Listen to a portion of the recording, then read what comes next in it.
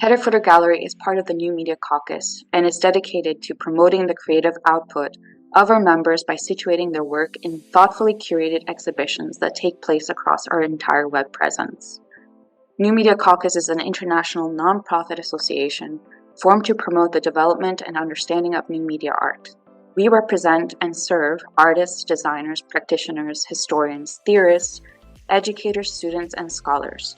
Recognizing new media art to be inherently interdisciplinary, multimodal, and evolving, we support and advance a wide range of inquiry to catalyze further evolution of the field. The New Media Caucus is committed to extending and sustaining the diversity of our community, board, and membership. To promote an environment of equality, inclusion, and respect for difference, we prioritize inclusion as an ongoing collaborative process of growth that we continually address both within the caucus and in our field. Welcome everyone to the 30th episode of Hedderfooter Presents. I'm your host Renee. And I'm your co-host Constanza. In this episode, we have two special guests, Bowie Go Gyum Kim and artist Muhammad Tuhi. Both of them collaborated to create our current exhibition, The Pond of Person A, and we are really excited to hear about what they have to say. Like Renee mentioned, this is very exciting. We typically don't have too many artist interviews or curator interviews, so this is something that we hope that we're going to continue doing for a little while. So Bowie is the curator of the exhibition, and Muhammad is the artist that's being featured in the exhibition as well. So first, let's talk about what the exhibition is about, and then we can get to further questions about how this came to be, etc. Right? So I'll leave it to you, both to talk about what the exhibition is, just to describe it for the audience as well. This exhibition is about the virtual experience for our audience. So I made a virtual space for the virtual experience that audience get into virtual space themselves and then see the artworks. That is the kind of essential point to build this space. But then also I want to make the audience browsing in the island and then try to find the artworks where it is. Just want to give some authority or subjectivity for the audience to browsing themselves in their purpose, in their mind. Mohammed, do you have anything to add to this concept, specifically like in the frame of your work as well? So the work that is featured in this project, in this virtual exhibition, is a work of mine called Kismet, which is actually a part of a larger project that was made last year in collaboration with a friend and a fellow artist called Sharon Benson. At the time we were working on this, you could say, a project that featured both a film, a performance work, and also this program that I created to kind of like accompany all the work and this part of this move that we were trying to do with this project. And the work Kismet, the program, is actually, it's a software piece that reacts visually to sound that it picks up from a microphone. And when it was developed, it was supposed to be a part of the installation space in which Sharon and I presented the film work and a performance work that was also at the time called Kismet as a working title. Later, the film's title was changed to Kisma. In Arabic, it means the vision or a part of something. And the idea was that we project the software piece that visualizes the sound and echo and ambience and room tone that it picks up from the installation space. And when I first met Bowie in New York as part of the Residency Unlimited program in Brooklyn, so I got to talk and introduce this project. And there was a lot of discussion between me and Bowie about this idea of, you could say, interactive media, interactive artwork in the context of art spaces and galleries. And later in the work on the project, we were talking about the possibility of Kismet to become a part of the pond of person A. And for me, it was a really interesting opportunity to test it in this kind of new setting. Mhm. Awesome. I'm curious to know, where does the title come from? It's very specific. And I wonder if you could tell us a little bit more about it. Yeah. So, so You mean Kismet? The exhibition space, right? The person of Pond A. I think I can explain about it. This exhibition, the title is actually from my old painting project, which is starting from 2014. Then when I was 23 or 4-ish, I went to Warsaw to visit my friend, and then that time that visiting Warsaw is really interesting experience because there were not so many Asian population there, so I feel a little bit awkward at the time. I think this is the reason why I feel everything a little bit bizarre there. But then one day when I went to the walk with my friends at the park, I found a pond and then I felt something multiple emotional experience from the ponds. So I draw and then I draw 12 concept of the emotion and then also writing 12 concept of emotion following the drawing. And then I just forget about it for a long time. But then after Connie suggested me to make a virtual exhibition, I just suddenly record this idea, then try to make a virtual pond. And then while I was building the virtual space, I just record Muhammad's idea. The artworks Kismet because I was so inspiring about from this artworks when I was met Muhammad at RU. So RU is Residency Unlimited, by the way. So I just want to put the artworks inside of the ponds to say about the possibility of internet surface or website. And then I think Muhammad's artworks is super nice to show it in this way. So yeah, so this is why the title is the pawns, the pawns of person A. Mhm. So one of the things that really jumped out at me is, well, first of all, you started this container, right? And then you go through it, and then boom, island, right? Which is a really, really good way to start this experience, because you don't know, like, unless you've seen like a lot of it or someone told you about it, it's a little bit jarring in a good way, that you're in this like little thing, and then you boom, you're in this completely open area, and then you start floating around it, and then you see the text that are like scattered around those art, and I guess those texts, that's like part of your process, Bowie. That text is actually also um, the text and then my painting Mhm. are about, are to explain about the project starting point about the project. Yeah. But then I think I just don't put.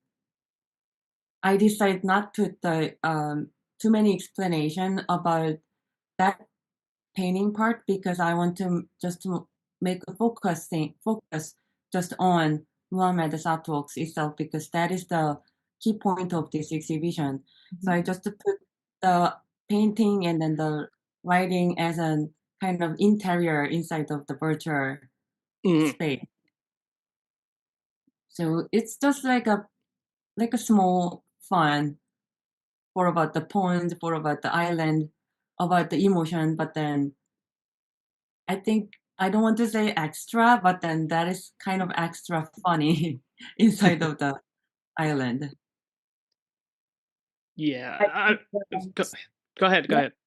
No, I think when I got to experience this exhibition, it was really exciting because of the island aspect to it, but I think it's something that goes back to the work that you've been doing, Bowie, and it's about human interaction, but also in virtual worlds versus a real world. And I got to see a form of agency that the viewer, the user has when interacting in this island, right? You go about, you choose where you can go, you float around, and the texts are there. At least for me, it was a really interesting experience because you travel, you traverse the island, you pick different spots in which you can experience. The text also is a part of that in some way, but then you also see Kismet, you see the works that you've done. And I think it allows the user to piece together certain elements, right, in whatever way they want. So there is a sense of agency within this exhibition. And I was wondering if, Mohammed, you wanted to speak more about that, like agency for the user in this particular case. I think it's interesting because when we talk about virtual spaces, we like I think most of us today come interaction with websites and user interfaces probably like in the first I mean like 30 minutes when we wake up, we open, like even turning off the alarm clock in the morning is in a way entering a virtual space. It's a user experience at the end. Absolutely, yeah. And I think that what is interesting as when we talk about the interface of the Pond of Person A is that a lot of what we would usually expect to be a part of like a UI, a user interface, as a like a pop-up message that tells you about the exhibition, or like if we know it from video games, for example, that you get close to like some sort of an object, and then you hover on it, and then you have like a message that pops up that tells you a bit of information about that certain object, which is it's a mechanism that does exist in the exhibition. But what for me was really interesting is that a lot of the texts were appearing as if they are themselves works by being existing inside the world space. Like we had planes and quads that were featuring texts, and they were just kind of like put there. And for me, it's interesting because it kind of, I think it breaks or challenges a bit the hierarchy that you have between what is curatorial, which is usually a piece of information or a piece of text, and the work itself. So in that context of like the user's experience and an agency, and like how we usually perceive an exhibition, and you could say the context of an exhibition, there's an interesting move that was made there. Yeah, I think that's a really interesting point. Especially, well, one of the big things that I've always been doing with the curations, obviously the ones I've done, not my guest curators, is this idea of the interface of space. Because one of the things is, for example, we have one which is one of the JMM award exhibitions, the Justin Morrison. It was made in Twine. I don't know if you're familiar with that space, but it's a platform for creating like narrative games or experiences, right? And we used it as an exhibition space using the concept of hyperlinks to create the illusion of moving through a physical space and then presenting the artworks within the same system. So I've always been of this idea that curation has to exist in conjunction with the pieces rather than separate, right? And so when Bowie did this, it was good to see that somebody else gets that, like this idea of integrating the curation into the actual space rather than just being this thing where it's like a text, right? So I think that made it so much better in how it's seen. And the other thing that you mentioned is this concept of like just space it keeps coming up, right? I've been working in my research with performance in virtual spaces precisely. And one of the things that I've started to notice is that academics seem to place virtual worlds as slightly beneath real spaces, right? Like it's not the same to be in a theater than it's to be in a virtual theater. It's not the same to be in a gallery than to be in a virtual gallery.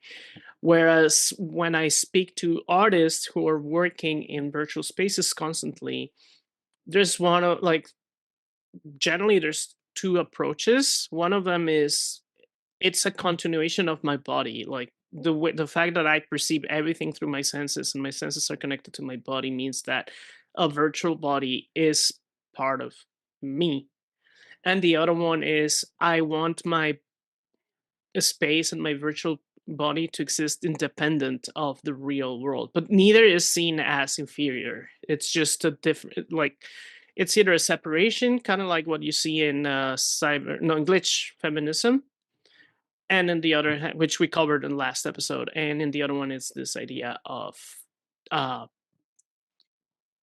a holistic approach to it, like everything is together and there's no real difference. But I would like to hear like both of your impressions. Or do you agree with either one of those interpretations, or do you have another different approach? Um, I mean, maybe I can say that for me, it's interesting what you say about virtual spaces being an extension of the body.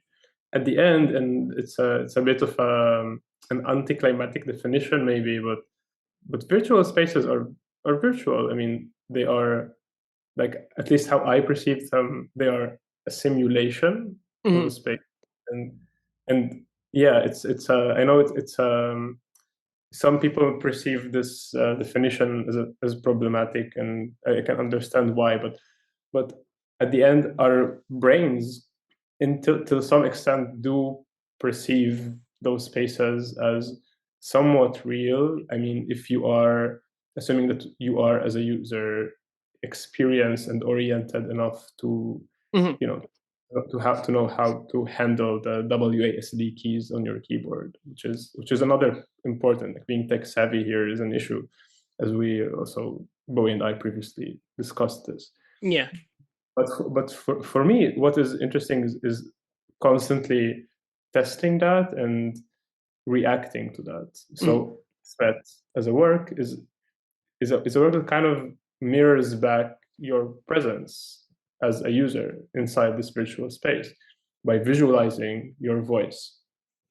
And that's an effect that was interesting for me to create, which is it's a bit it kind of exposes you and turns you from someone who is peeping at something into someone who is exposed.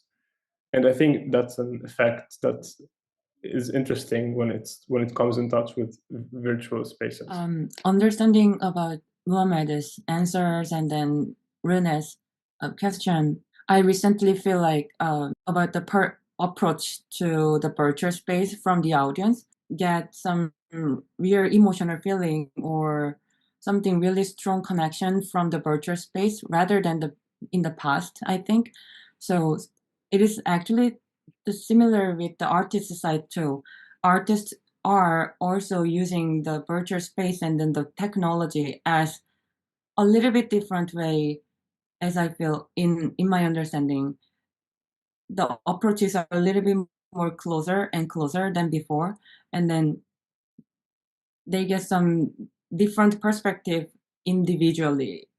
So the audience is also feeling like it's the agency in the virtual space is also one of my action as well, but then they sometimes already recognize this is the virtual thing strongly, and then the artist also using the virtual space or technology as a part of their self or a part of their body, but then also some artists use that the technology as a strategy or some kind of this different way rather than their own self, their self. So I think it is a little bit, the approach to the virtual space is a little bit developed or spreaded in a different way. So I believe there are so many definition or so many understanding about the virtual space or virtual activity depending on every individual, every kind of context or people's context of their selves in their own history.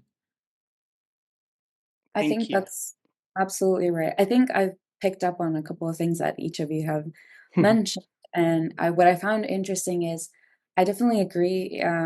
Virtuality is definitely something that depends on the person, but also kind of like their needs of wanting to be in virtual space, right? Mhm. For some, that might be an extension. For some, that might be, like Mohammed was saying, this idea of a mirroring of the simulation of being in virtual space and how you kind of traverse that. So I agree. It definitely depends on what the person is seeking or what they're needing from virtual space too. My other question, I guess, is how, and I think Mohammed, you picked up on this too. How accessible is this for, someone that is not accustomed to playing video games or, not as tech savvy, for instance, and experiencing this particular exhibition space? Yeah, I mean, it's a problem, right? That people who are not really so much oriented in using technology have a bit of a gate between them and any kind of virtual space. Mhm. Like, for example, I did send, like, I did share the link to the exhibition with many people, and many people who are, like friends and family who are usually interested and want to follow what I do. But sending it to my grandma was a bit weird because she usually calls me like when she has any charging her phone. So for her to get into using this kind of interface for an exhibition was like, I felt like it was like that maybe she wasn't an audience for this exhibition, and it was a question for me. But then again, as we discussed earlier in the email interview, Bowie and I, it's not like exhibitions and art spaces and the so-called white cube are accessible to people.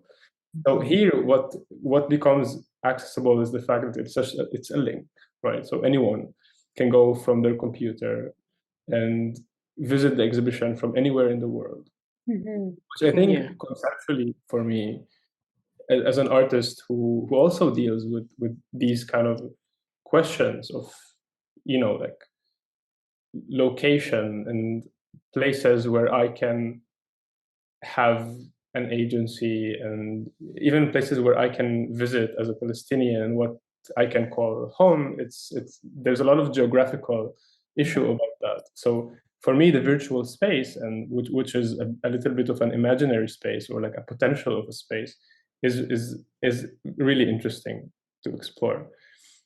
And yeah, so here it creates this effect that also is very much liberating for a user, for like a virtual visitor, we can call them, Full visitor, yeah. Yeah. because you can theoretically actually like interact with the art in a very, assuming that you do know how to handle the technology, which isn't that complicated. It has to be No, said. no, not at all. It's not computer science. That does give you a lot of like liberation in how you behave in the space. Like you're allowed to do what you actually want to do and actually interact with the art and how you want to interact with the art.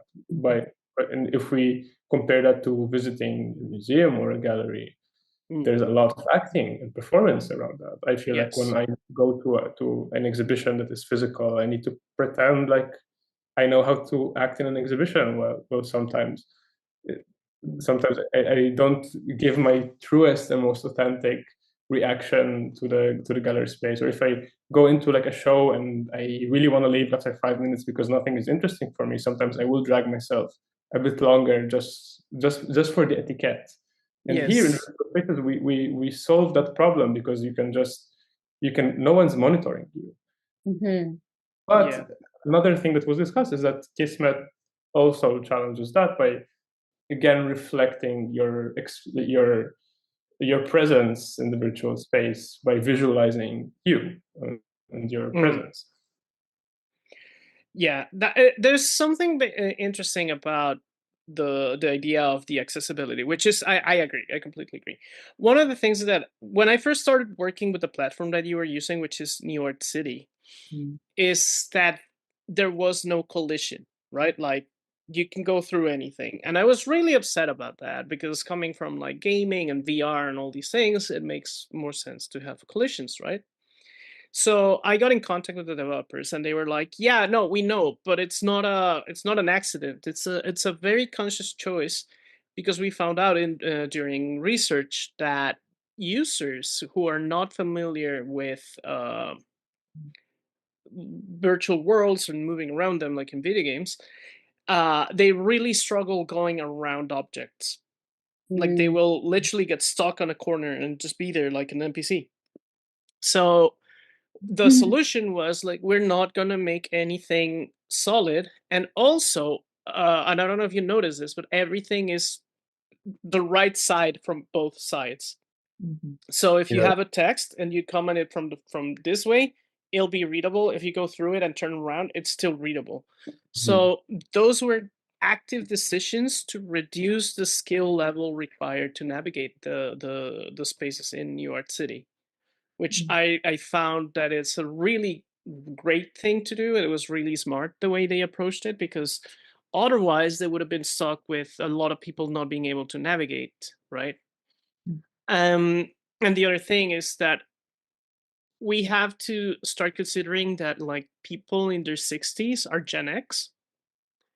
So they're already starting to be more familiar with like video game languages. And once we get to millennials being in like 80s or 70s, 70% of millennials play a video game and 90% of Gen Z. So eventually this barrier that we perceive is gonna, well, it won't disappear, but it will be less of an issue for us creating these types of experiences, which I also I'm looking forward to in a way. But that Like also goes hand in hand with what Bowie was saying in terms of, the technology has become much better. Good. And that's also something I wanted to discuss. Because the technology has advanced so much, you have, degrees of accessibility, of course, Mhm. and potentiality and possibility with that virtual worlds offer you. Um, how does the development of technology also increase the feeling of embodiment in a virtual space? I don't know if that's something I often think about just because of the history of VR, for instance. Artists had to make do with the limited technology that they had at the time, but they wanted to prioritize a sense of embodiment. And here, the technology has advanced so much, and I'm wondering how that correlates, if there's a one-to-one, with the feeling of embodiment in these virtual spaces, and maybe how that translates to the exhibition as well. Mhm. I, Um, I, I think I have something to say about that, but I want to hear if Boy wants to answer first. kept recalling when about the Kismet, about the feeling from the Kismet when I first saw the Kismet last year.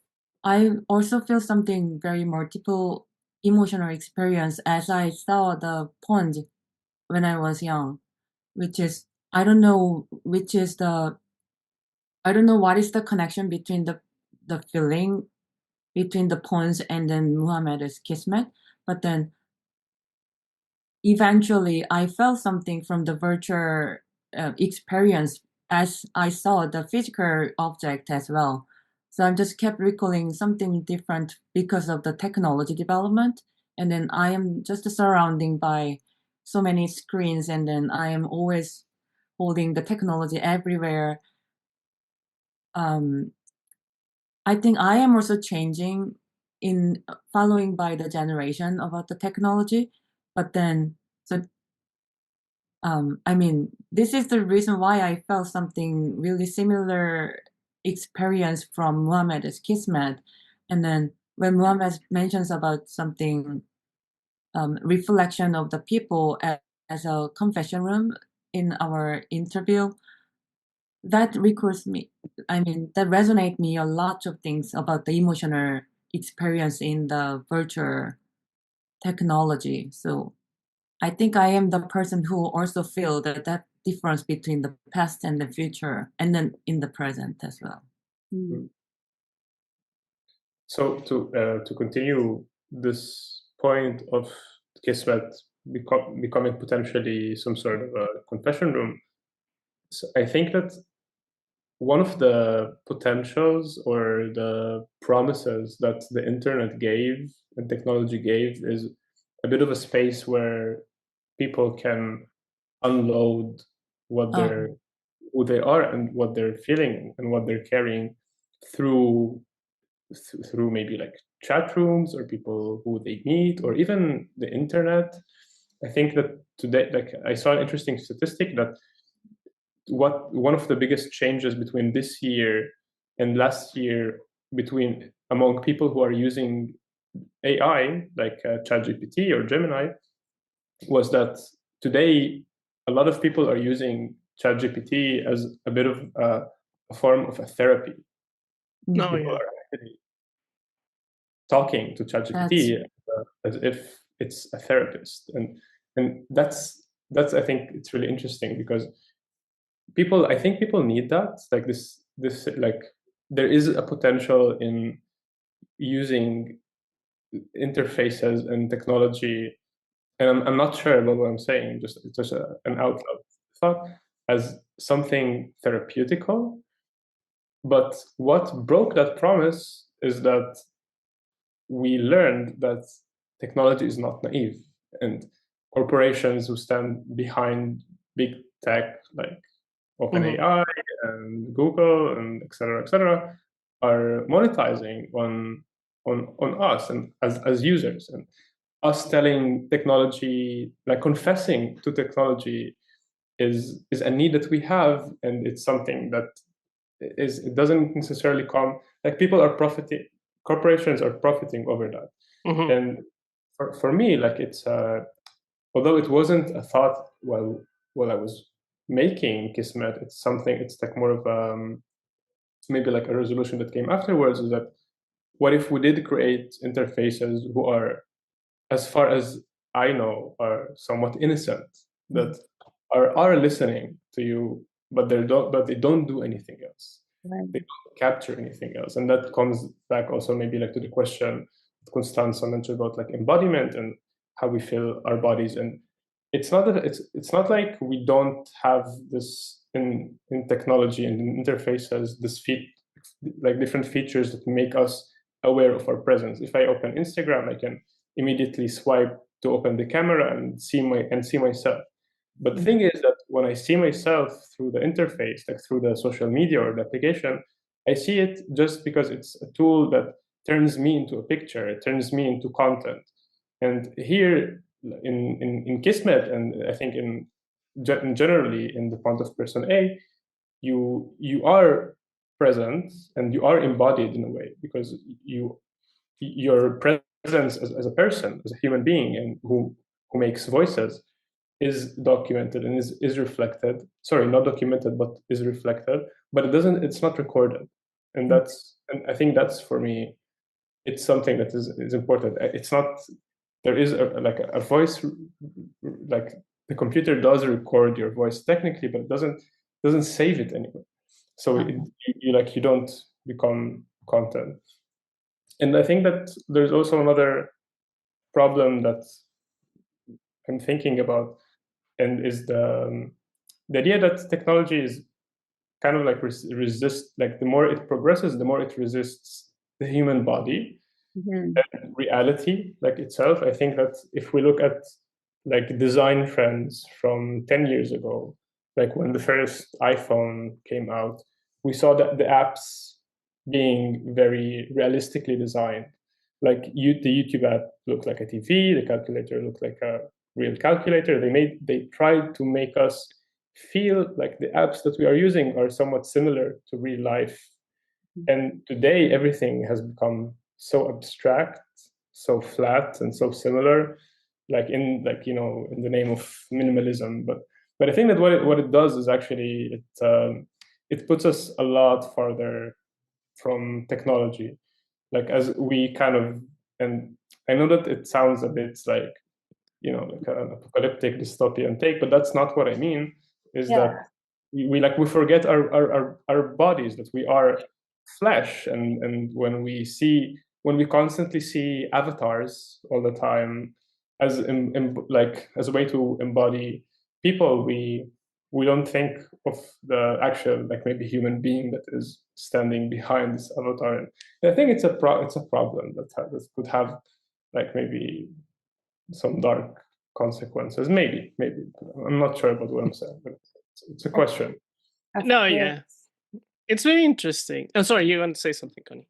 Yeah, no, yeah, something that came up for me just in your discussion of, technology is not neutral, but what do we do about it in terms of the corporations that are behind this technology? And what I found so liberating from the exhibition space is that there is this wonderful tension between freedom and agency to do and navigate as much as you want and however you want. And, that recording of the voice, right? And the fact that it doesn't save it, like you were mentioning, right? Doesn't save it. It's not for nefarious reasons or alternative, reasons. Ulterior. Ulterior, thank you so much. Ulterior reasons. But it brings me to the thought that I've had in my own research about how does contemporary art transform technology towards different ends?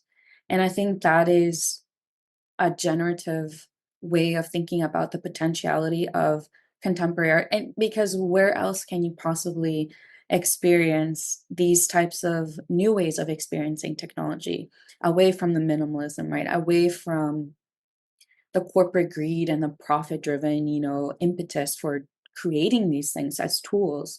Your project, like the exhibition itself, is an example, a really great example of agency, but also reprieve from all this technological environment and context that we live in. That is at once liberating itself too, right? Because we can communicate, we can do all these different things, but you also have to question at what cost, right? And I found that the exhibition really challenges that in really interesting ways. That was just more of a comment. So I also wanted to mention something really interesting. I recently interviewed this artist, and she's a dancer in VR chat. And she was the subject of a documentary on HBO, actually, called We Met in Virtual Reality. And one of the things she mentions in that show is this was done in 2017, I believe. And she said, if I could make my living teaching dance in VR, I would do it. And now in 2025, she makes her living teaching dance in VR.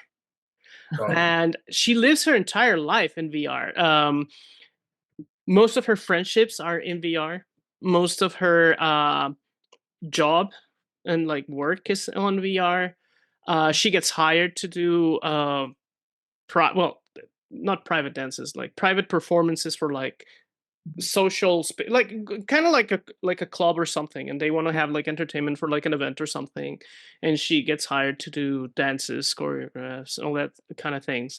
And she even met her partner in VR and married her partner in VR, and then they married in real life and lived together.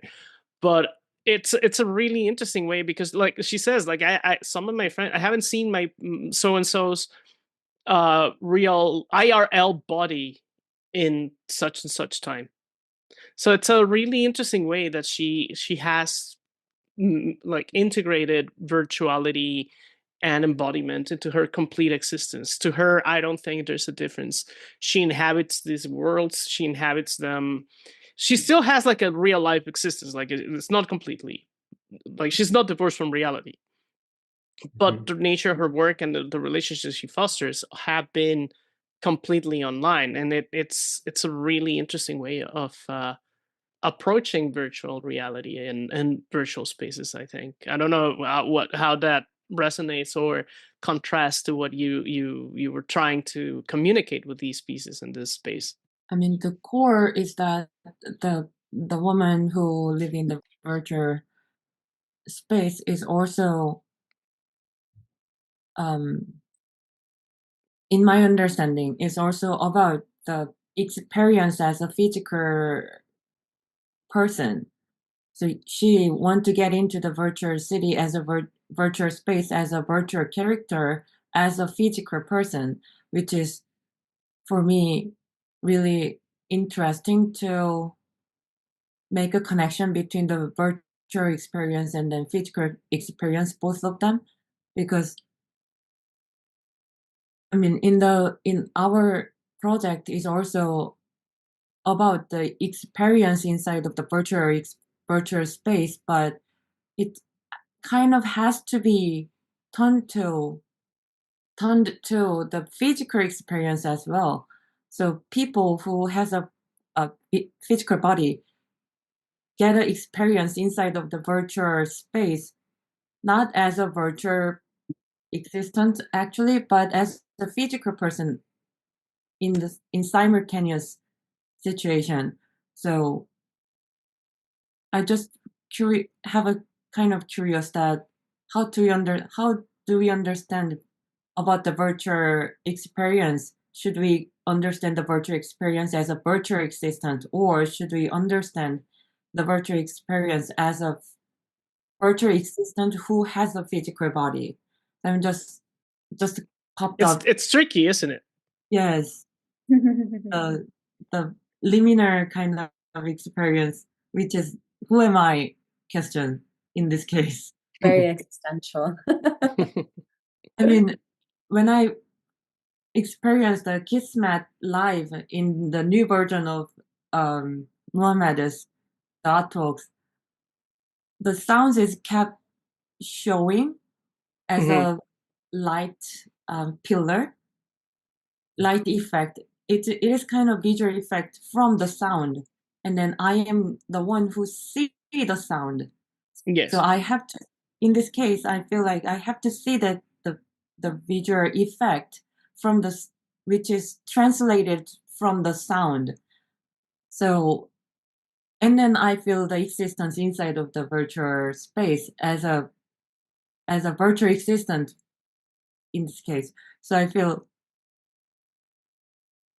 kind of, if I am virtual existence inside of the virtual space, I think I cannot feel that kind of transition from the sounds to the visual effect, and then it helps to understand the current situation, because I can see all the sounds which I cannot hear by my ear, but then I can see the sound from the virtual effect, which is much makes me much more like the existence inside the physical, not in the virtual. So it's kind of tricky to understand between the two relationships. Yeah. So I'm just curious, like, what should I? Yeah. She did say something very interesting, and she said, "When I think of my friends, like I mean, they're people, they're real people, and there's just this thing in between us. But that's the same thing as a phone call, right? Like, because we think of virtual friends and like IRL friends and virtual friends, but in reality, they're all IRL friends. We're just connecting to them in a different way." And that was like really interesting to me, because she has a point. Like, the people she's interacting with are real human beings. It's not like she's dealing with virtual agents or a chatbot. It's an actual person. It's just that this actual person looks like a potato or a mushroom or a cat person, right? So that changed to me, for me, a lot of the things that I consider about virtuality. That's interesting. It really is. I think that, and it might sound like a hot take, but I think that whenever anything becomes digitalized, we can't really make sure that it's truly connected to reality. And what I mean by that is that here we are using, internet to talk to each other, and what we have to do is kind of trust technology and trust the software that it's actually translating our voices correctly. Yeah. But what actually happens is that, we speak in real life, and we say, like, we use our vocal cords to speak, and our computers pick it up and they turn it into code, right? And this thing translates back to your speakers. So there is a pipeline here that goes through a lot of tech, and there is also it's different, but it's still, when we talk about Kismet, for example, it's also a pipeline of code that turns your voice into something sensory. So when we talk about VR chat, it takes your movements and your inputs on buttons and on controllers into another kind of sensory translation through code. So I don't know, is it right? Like, you could say that there's a hierarchy between the levels of how loyal to the source technology, like the translation technology is, but it's still technology that we trust in order to actually, like, translate our bodies and our ways of communication from real life into screens.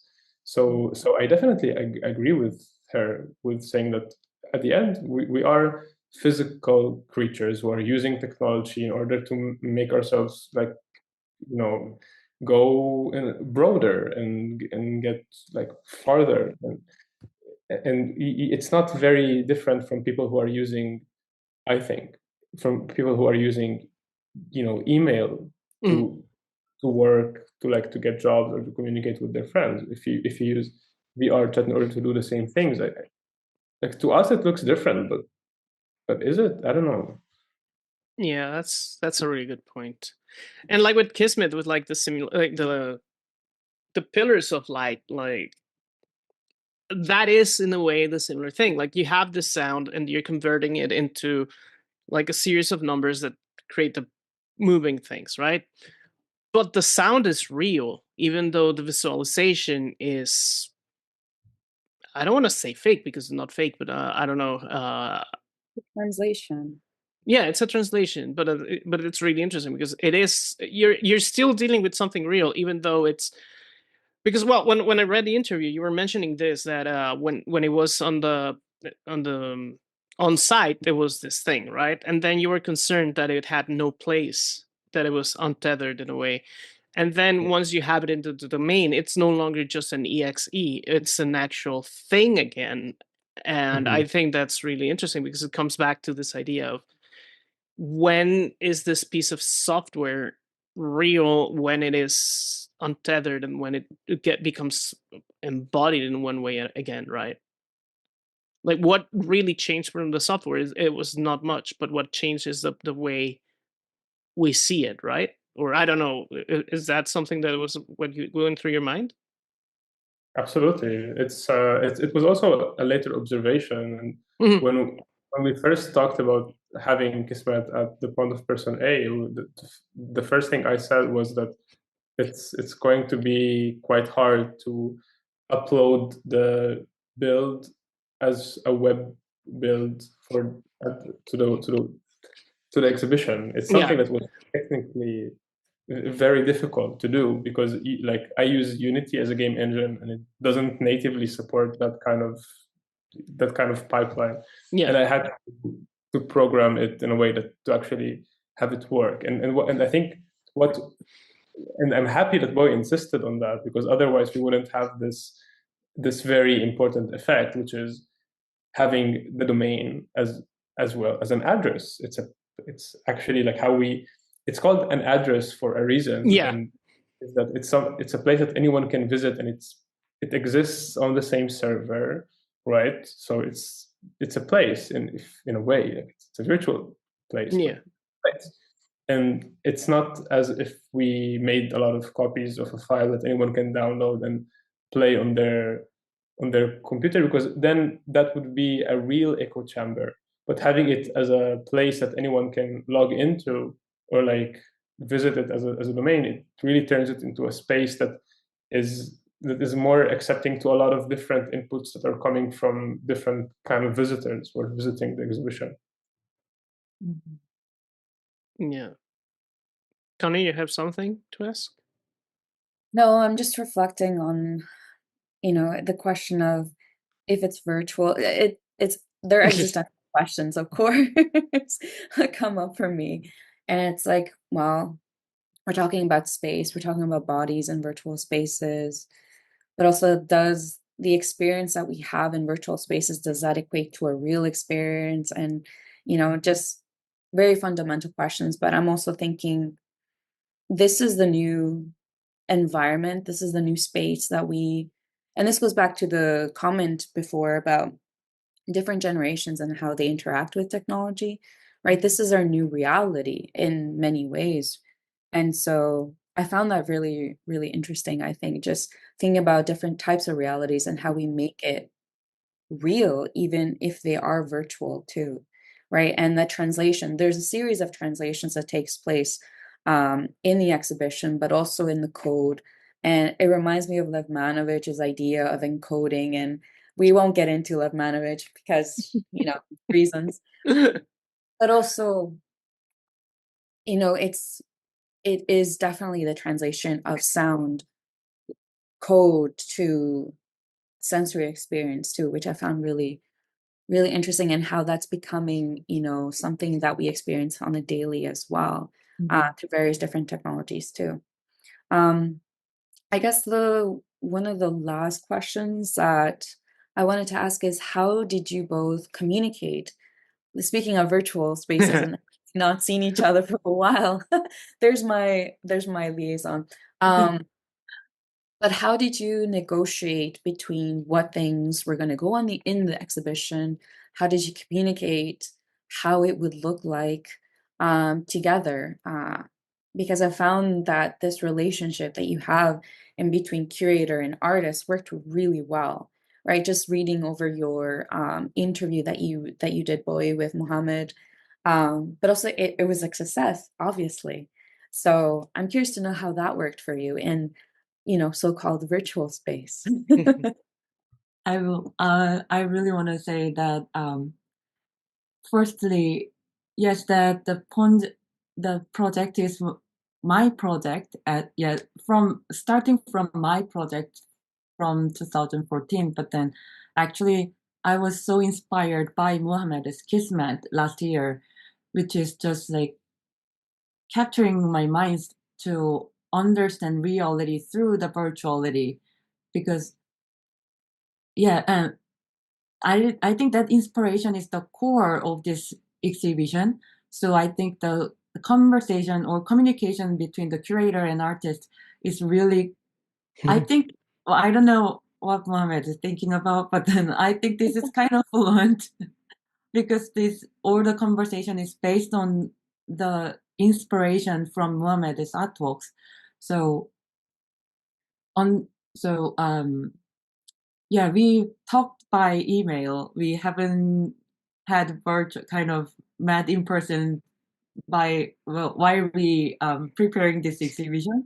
But then all the conversation is kind of fluent, and then I also have a kind of need for to Mohammed. But then I don't know, Mohammed probably also had another kind of need to me.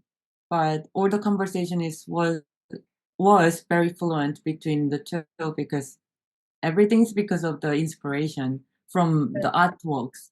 So it stems from a sort of admiration and like connection between your projects from the past, but also how it informs the present, which is Mohammed's work. And I found that really generative. But yeah, Mohammed, how was your experience working with Bowie? It was great, really, because I think that what made it very easy for me is that the fact that I felt like Bowie really understood the project, like at the beginning, maybe even a bit more than I understood it, and the idea of installing it inside a virtual exhibition for me was an epiphany moment for this project, and it made me revisit it again. I definitely worked on to work on the workarounds in order to make it work on the web version a little bit more than what I worked in order to create the program, the software piece from the first place. So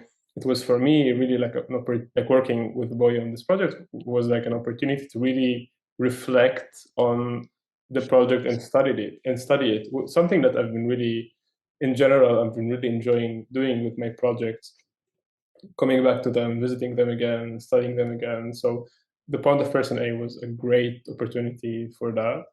And once I visited the space, like the draft of the space when it was still in primary stages, I completely understood and I knew how I want Kismet to appear in it. And I think there was a very fluent and almost intuitive communication and understanding between me and Bowie about how those things need to be and and to look like, even when it came to the smaller details. So it was a really good experience, I would say.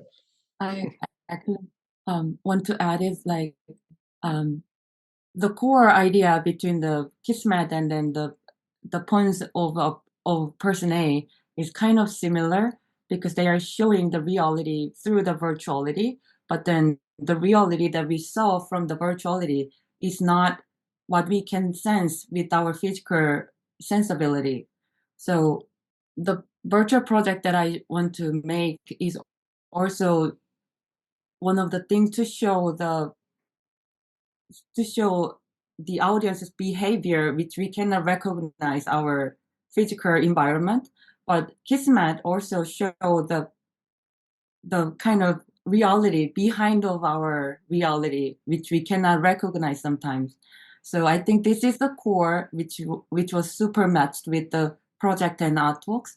And then this is the reason why the conversation and the communication is so fluent, because we have kind of similar underneath the purpose of the project and then artworks. Questions or comments? Last comments? Thank you for this opportunity. It's such a great opportunity to make a virtual version.